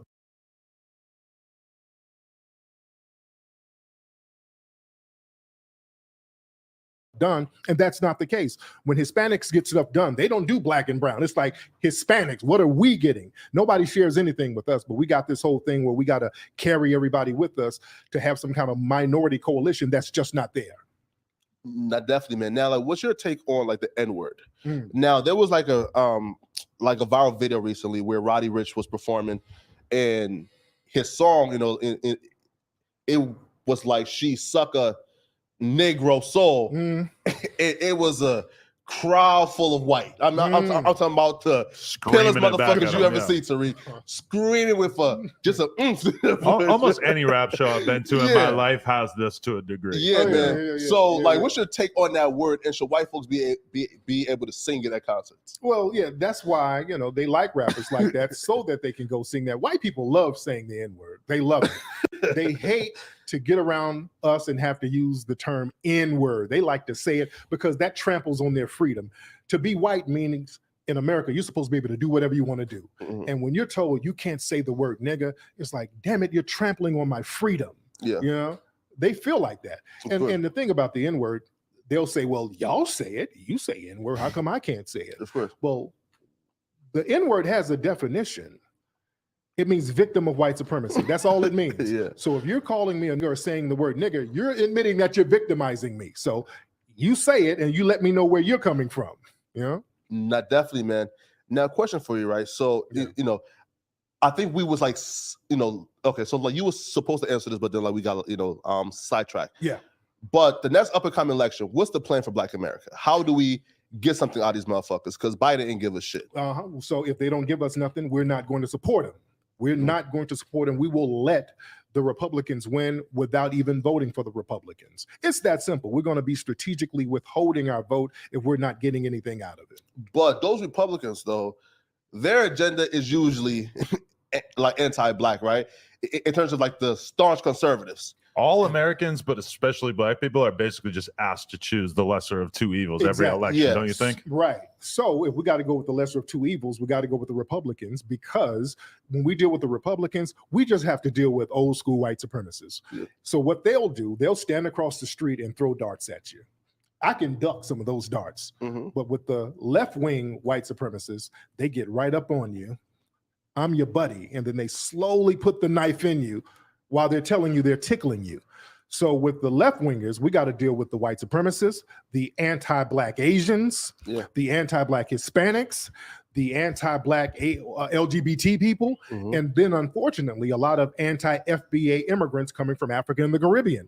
So we have to deal with a plethora of anti-FBA bigotry from so many left-wing groups. There's this whole like new industry that's basically popped up where you have authors like Robin DiAngelo writing books like White Fragility and stuff, where basically in a lot of corporate environments, white women in particular, but white people in general, are being basically forced to confront the horrors of their whiteness. And to a lot of white people like myself, I look at this and just think, this is the stupidest, most performative bullshit I could ever imagine. This seems like it exists solely to just make these white people feel okay about their people's history.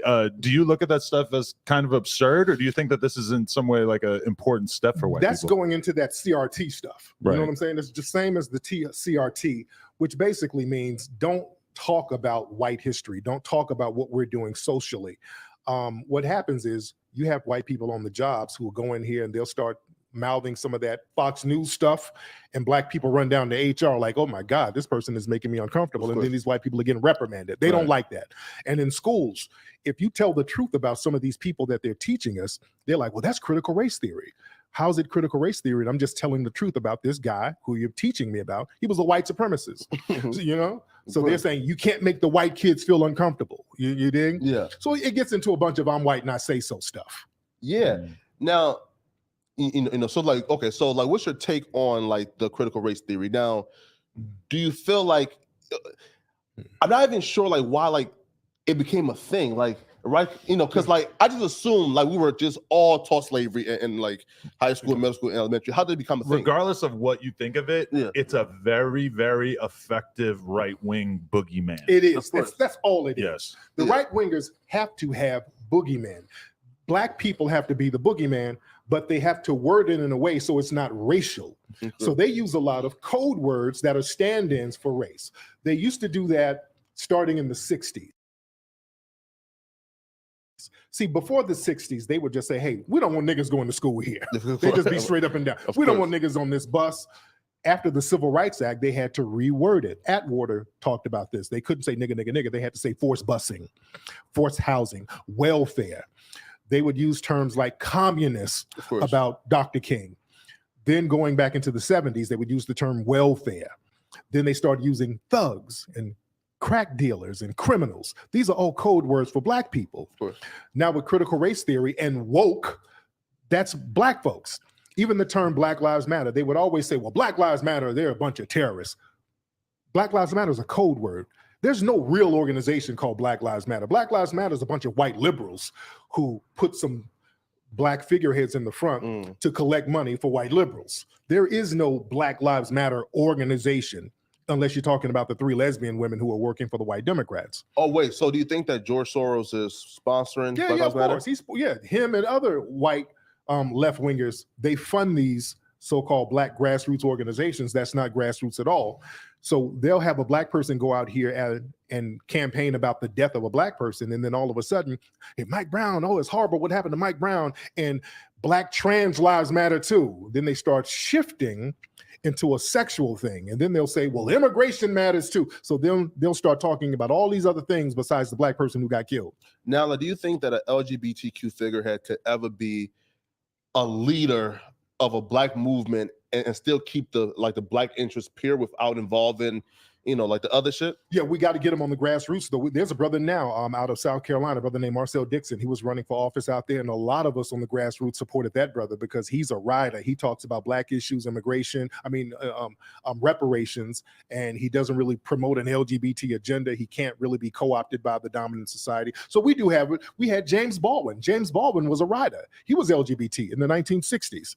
That brother was real true to the game about helping black society and not push an alternative agenda. So we do have some brothers and sisters who are on code, who have alternative lifestyles or whatever they have. And that's all we ask for anybody. If you black and if you want to have us support you, just be about the codification of having us empowered as a group. Now, why did Candace Owens block you?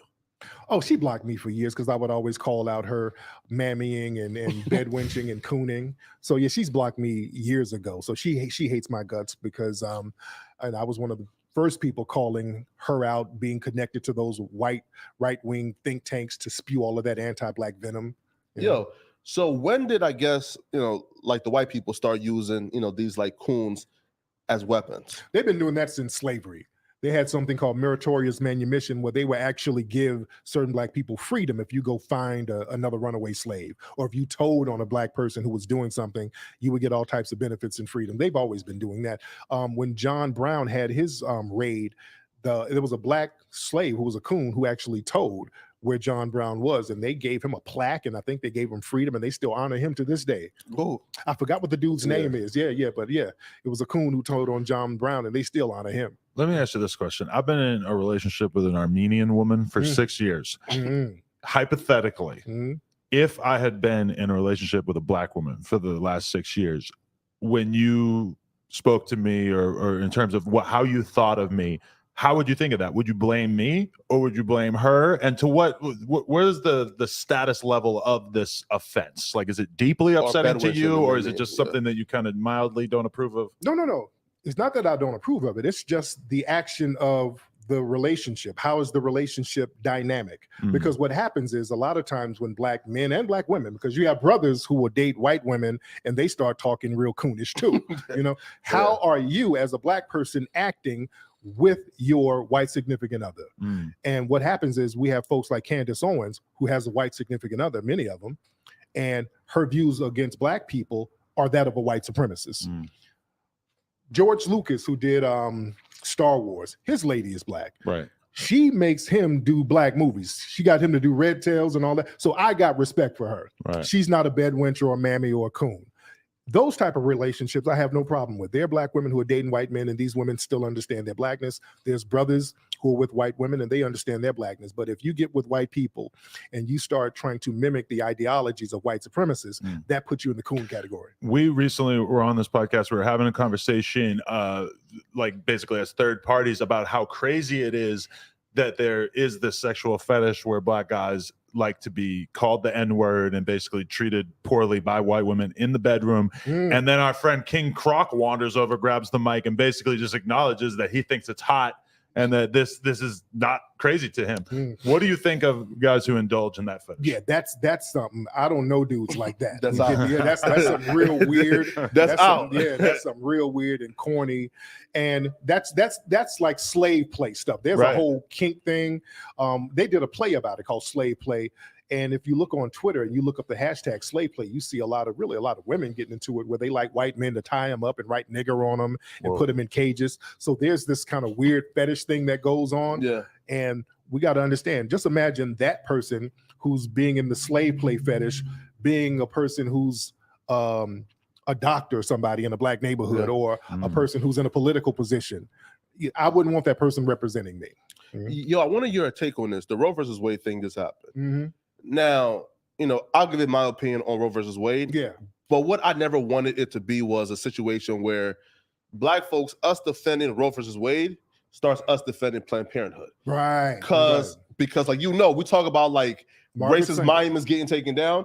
Planned Parenthood is a racist monument, right? Margaret Sanger was a incredible racist. So what's your take on Roe versus Wade versus also your take on black folks loving Planned Parenthood? Right. And I talked about this before with Planned Parenthood, and I don't like it because again, it was designed to target and to genocide black society. Of course. And in some cases, I agree that women should have a right to get an abortion because if you're raped or whatever, certain cases, certain cases. But the way Roe versus Wade got through was because of racism. The woman, Jane Roe, Norma something, I forgot what her real name is, she was going around saying some black men raped her. So that's why white people are like, oh my God, we got to get abortion through because we don't want these white women getting raped by these niggas and having these nigga babies. So that's why it got through. So there's always been this racial element about it. Now, right now, they've blocked it, but that's only temporary. They're going to have it back again. They're not going to have abortion stop for too much longer.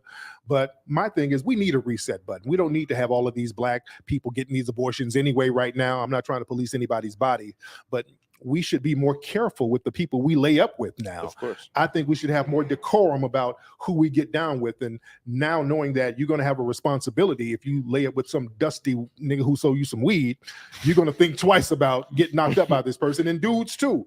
You can't get out here with these hood rats that you done met at the club and drinking up all your liquor.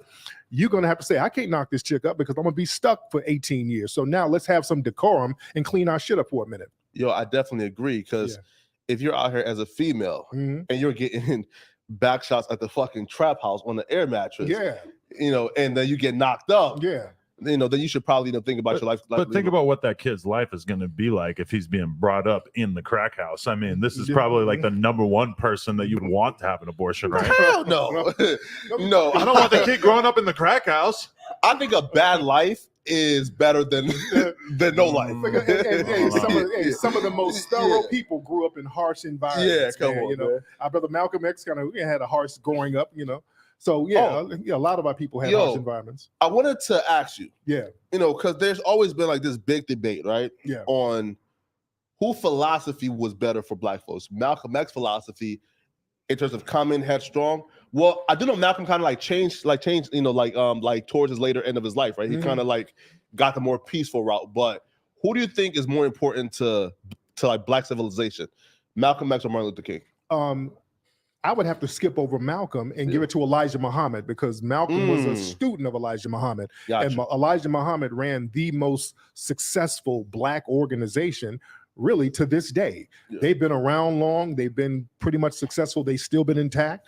And his program has been the most viable, pertinent organization that we've seen, with black men being respectful, black men being thorough, black people eating right, black people growing their own food, owning businesses.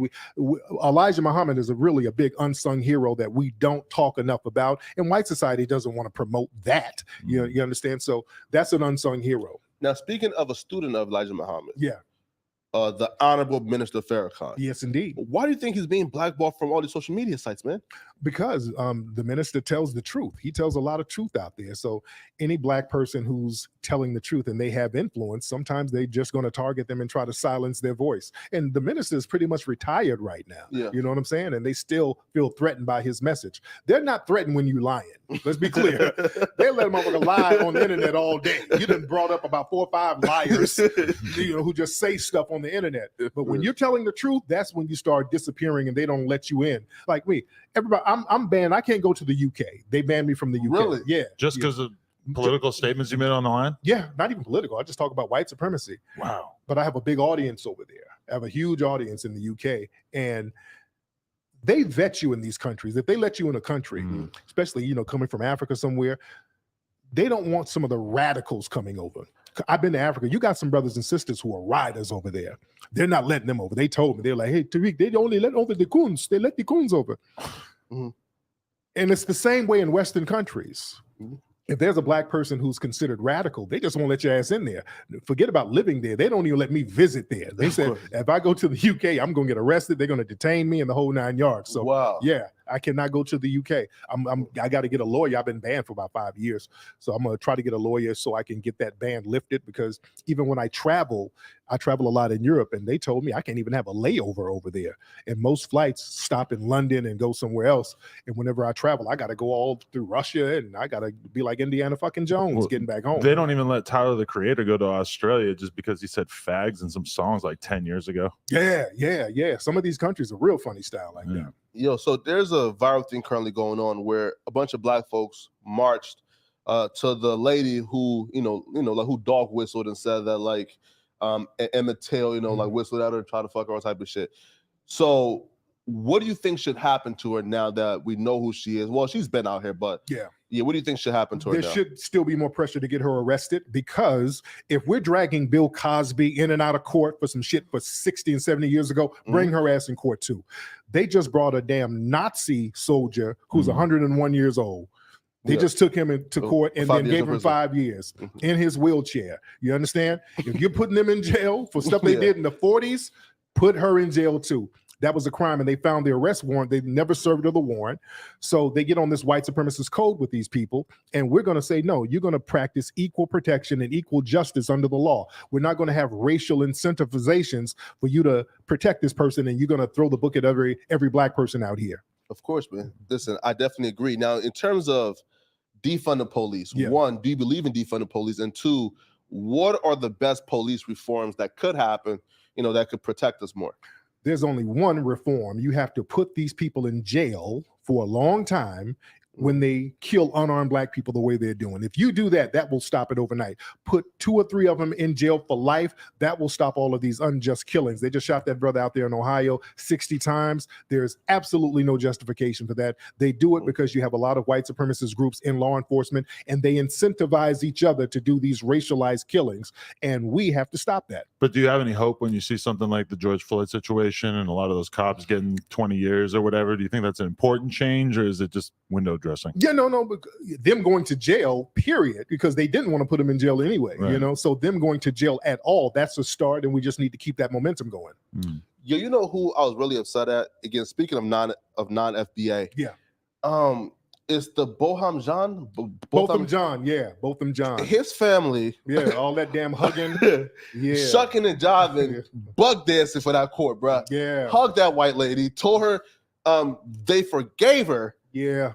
And now she turned around and filed an appeal to get out of jail. Yeah. And I had some personal conversations with those lawyers because I know them, and I was like, hey, man, that type of stuff y'all doing with your clients, y'all cut that bullshit out, because we out here banging on these cops and these prosecutors, and I'm calling and cursing these folks out, and we're bailing folks out of jail, and we out here doing some real street work, grassroots work on the ground, and don't have us do all of that, and y'all out here hugging and kissing these damn people. That makes the whole movement look bad. So we had to check them on that, and they kind of chilled off with all of that hugging and forgiveness talk. And that stuff is done so that they can get settlement money. You know what I'm saying? Gotcha. They go out here, and we out here riling up stuff in the streets and making a lot of noise. And these lawyers who come in here who are basically ambulance chasers, they say, oh, look at how this person was harmed. This is horrible. This is so horrible. Then we go out here, ride out. And then a week later, the relative that they done dug up somewhere has a new weave and lace front and some new clothes, and everybody go home. Don't be fighting out here now. And then it's forgiveness time. Of course. So I'm like, whoa. But and then we hear about a settlement check. They about to get $2 million. Oh, okay. No, we ain't doing that. But it's a lot of like religious people too, where I feel like religious people just have this thing in their head that forgiveness is good. So no matter what atrocity happens to me, I want to forgive the person because it will make me personally feel better. The white media will coax them into saying that, The white media does that. They did that to me before. They'll get them and they'll say, well, how do you feel about this murder? Yeah, it was so horrible. You're religious, right? You look like a God-fearing woman. I sure am. Would you forgive the person? Would Jesus do it? Well, I guess I would have to give. They do that type of shit. Yeah. My house got swatted some years ago by some white supremacists. They swatted my house. Yeah. They swatted my house. They tried to get me killed. Yeah. So the cops came and the whole media was out. They had helicopters and shit. And then the media was asking me questions. Well, do you forgive the police? No, what are you talking about? No, I don't forgive anybody. I don't want my house to get swatted. So I see how they try to steer you into a certain direction with the conversation. So speaking of ambulance chasers, what's your take on Benjamin Crump and Al Sharpton? Yeah, Benjamin Crump. I've had issues with Ben Crump because, again, with all of that forgiveness talk, and that ends up throwing a lot of the cases. Because when you get out here and the people are talking about forgiveness, when they go to a grand jury or a trial, the jury's like, well, hell, Crump and those guys just forgave everybody, so hell, let's forgive him too and not charge him. That messes the cases up when they do that. They have to stop that. And I've hollered at them repeatedly, telling them they got to stop that stuff. Now, Sharpton is a shield for the Democrats. Yeah. His job is to basically regurgitate a lot of the stuff that the Democrats want, Black society want to hear. And what they do, they keep Al Sharpton out of jail. They got all types of stuff on Sharpton from back in the day. So they say, hey, look, you do what we tell you to do, or we're going to start flipping on you. So, Sharpton is pretty much a puppet of the Democrats. Yo, I'll give this right. Yo, Benjamin Crump, bruh, that Negro is on it though, bro. He's on everything, man. Yeah. Yo, bro, if a Black girl even like gets grazed by a car and he's bubble fucked, bro, he is on it looking for a settlement, man. Yeah. He goes in there pro bono. I'm Ben Crump. I'm not gonna charge you. I'm gonna have to get about 40-50% of that settlement. You did that $5 million settlement. Oh yeah. He's gonna get his bag. So he's gonna go in there and represent. But we got to have justice, though. This ain't a money thing. We got to get some justice out here. Of course, but now, again, I hate to bring up, with the coons and trolls, right? But they will say, Flacco, you pussy, acts right. Now, I personally don't care, but they were saying that the FBA, that the Foundation Black American trademark got abandoned, open floor, It's not abandoned. Okay. Yeah, it's not abandoned. We still got the FBA trademark, and it's for clothes. So you can't Gotcha. Because you can't trademark a lineage. You can't say this lineage. You can't trademark Puerto Rican as a lineage. So we have different products and we have different events under the name FBA. So there's different ways you can trademark it. You have to trademark different things. So we got that trademarked, and we had some trolls trying to do some performative things where they're gonna trademark a part of it like that. It's just trolling, dude. Yeah, because I never quite understood what was the point. Because when I seen 20 videos of it's abandoned. Okay, so again, let's assume it is abandoned. Right. How does that take away from the movement? Nothing. It's nothing. It's just something to get YouTube clicks. Because no matter what you do, you cannot trademark a lineage. Of course. You dig? You can trademark certain products. So we use the term FBA for certain events and certain products that we sell. But if somebody wanted to trademark it for something else, they could. That's not going to stop the movement because it's a lineage. Like I have plenty of trademarks, but somebody could easily use that exact same name in a different product category and it would be basically out of my hands. Absolutely. Yeah. A lot of folks don't know trademarks. So you hear somebody on the internet bragging about, I did this with the trademark, and you don't know. It's like, oh, damn. It's nothing. It's just trolling. Of course. Wait, so what issues did you have with Just Hilarious in the past? I never had no issue with Just Hilarious. So that was Corey Holcomb, I think. No, so I think I seen something where after she got a record deal, right? No, sorry, got a movie deal or something like that, right? So she said some shit about how F Black dollars or some shit like that, and I think you did a tiny rebuttal to her, said that's corny about blah mammy stuff, but I really don't remember. I don't think I did that. Oh no! If somebody can pull that up, I don't remember doing that, and I like Just Hilarious, so I don't remember ever dissing that system. Man. Yeah. Oh, also too, now it's on camera that you saved the life of one of our brothers. Yeah. Designer recently. Yeah. Explain that, man. How did you even see that, or what, didn't you say I was clout chasing? I saw some shit where you said I was clout chasing. Oh, I'll break it down, right? Sounds like something you would say. Yeah. So I'm saying right there, when you say I didn't know there was designer, right? I said I don't believe you, Tariq. You feel me? That's Does he seem like the kind of guy who's paying a lot of attention to designer? He's tapped in with everything. But how would I know that? And look, that was next door to my office. I live in Chatsworth. That happened in Chatsworth. It was literally next door to my office, and I was driving by my office, and I saw a bunch of cop cars. Yeah, I'm like, what the heck are they doing? Because cops don't really go in my neighborhood like this. It's mostly white. Then I looked and I saw a black dude. He had a hat on, and I had no idea it was design. Designer's record was out half a decade ago. Right. He don't even look the same. He had a beard and hair and a hat. Yeah. He don't look the same. I didn't know it was him, but I saw a brother getting hemmed up. I'm like, what the hell are they about to do? And I went over there and I said, hey, what's going on? I kind of stepped in because I didn't want them to try to use this brother as an excuse to, to try to hem him up. And he looked nervous. And I saw he must not have committed a crime because they didn't have him handcuffed. Gotcha. If he committed a crime, Outside. he was outside. He was standing there and a bunch of hostile cops around him. So I'm like, they might be looking for a reason to harm this brother. So I'm like, let me go over here and make sure he's good. Out here in LA, man, we kind of have a culture. We're not really afraid of police out here. Not that we're Billy Badass, but we have a culture out here in LA. If you see the cops hemming a person up, you better intervene and you make sure that black person is good. Did you see Styles P yesterday? Yes. That was intense. That was, and Styles, impressive that he was on that. Yeah, the girl got hemmed up. The police was roughing up a girl, and Styles P came in, and hey, y'all can't do all that. Of course. Styles P is a great guy. He's a real thorough brother, real thorough dude. Yeah, man. Yeah. Had there ever been a point where you intervene here? So I think there was a viral video, and you got some flack for it, right?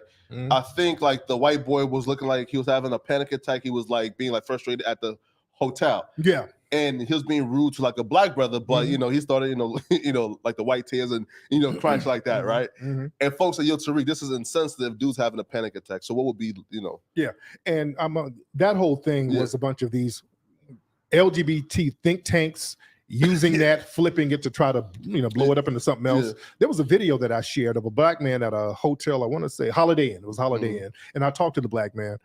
They were messing around with his money, and they didn't want to give him his refund.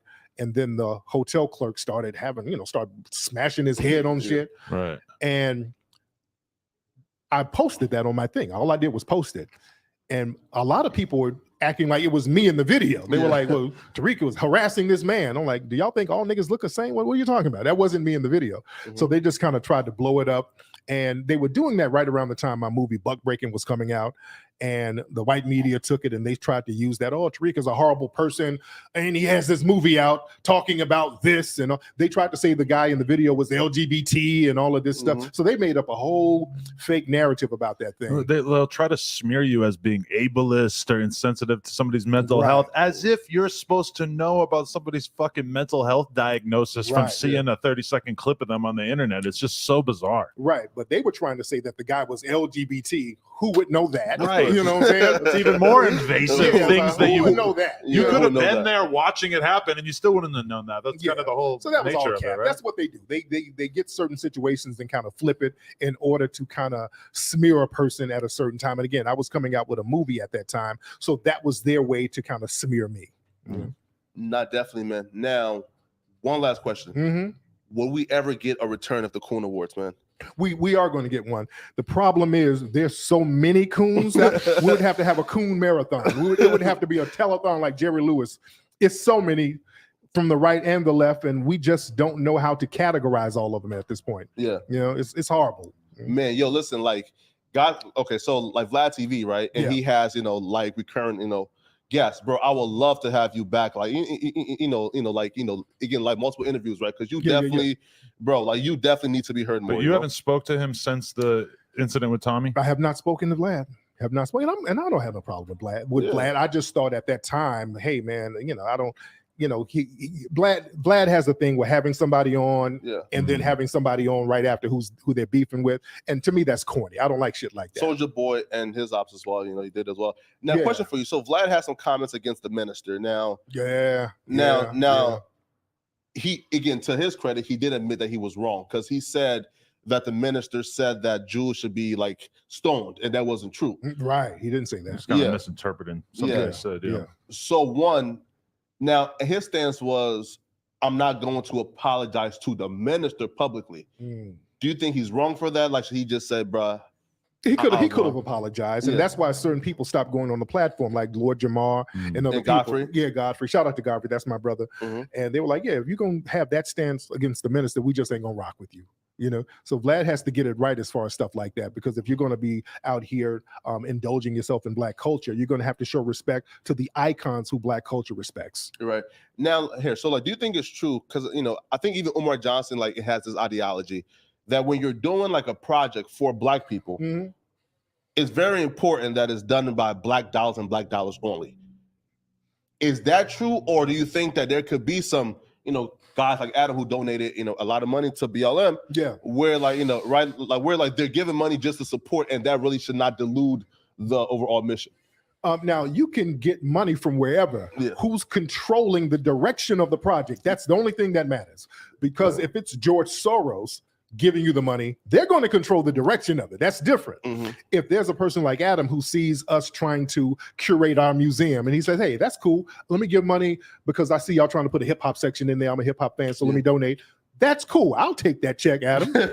Write that out to melanoidnation.org, Adam. Yeah. But we can't let people come in who's outside the community give us the money and then they say, I'm gonna give you $2 million, but we're gonna have to have some LGBT representation, like at the Black History Museum downtown LA. You walk into that museum, there's a big transgender person in there on the poster. It's like, it's not representing Black culture. They're intersectionalizing everything because the money is not coming from us. That's one of the reasons why I wanted to start a museum, so that we can curate it the way we needed to curate it. Of course, man. And do you think that we should have our own party? We should. I agree with that. So we're getting more politically sophisticated, understanding that we are a distinct ethnic group and we have to look out for our ethnic group and get people from the grassroots to represent our ethnic needs. And shout out to Andrew Yang. One of the best things that could happen to improve our country is if they introduce ranked choice voting for the president, and if we have eventually more than 2 political parties. Those are the 2 biggest things that will get us out of this terrible stalemate that we're currently in right now. Yes, indeed. Man, hey, here, Tariq, I appreciate you, man. I do want to say this, man. Yeah. Do you want to give a eulogy for Jason Whitlock before we leave? That big juicy coon. Lord, that dude is he got the fuck out of here fast. He was here? No. I don't know him. So they kicked him in like off TV, right? Oh, they did. I didn't know that. You remember, right? So he wanted like a large sum of like money to like renew his contract. The white folks say, "Fuck out of here." Oh wow! Yeah, right. So now he's all Fox News and all with the Blade. Okay, yeah. Blaze TV. Okay, yeah. I did see that. Okay, yeah. He's a clown, but again, he's a paid shill to regurgitate all the talking points that the white supremacists can't say and denigrate Black ball players like LeBron. He has a real bug in his ass about LeBron. And LeBron is like the go-to Black person that they attack now. Yeah. LeBron is a proxy for Black society. So if they want to say something negative about us, they'll attack LeBron. So he's a code word now. But do you agree that LeBron needs to speak up about the atrocities that are taking place against the Uyghur Muslims in China? Oh, they put everything on LeBron. They're like, LeBron should say something about Brittany Griner out there in Russia. LeBron is not in the politics. That's something that you got to holler at Biden about. Biden needs to trade one of these. But he heaps praise upon China and the Chinese government. Yeah. Here, so what Bron said was this. Now, Bron got on the coach because he's like, yo, listen, like you are speaking out of term, and we got billions invested currently, like China and the NBA. Okay. He's like, before you say something publicly, you should at least be more careful with that, right? Right.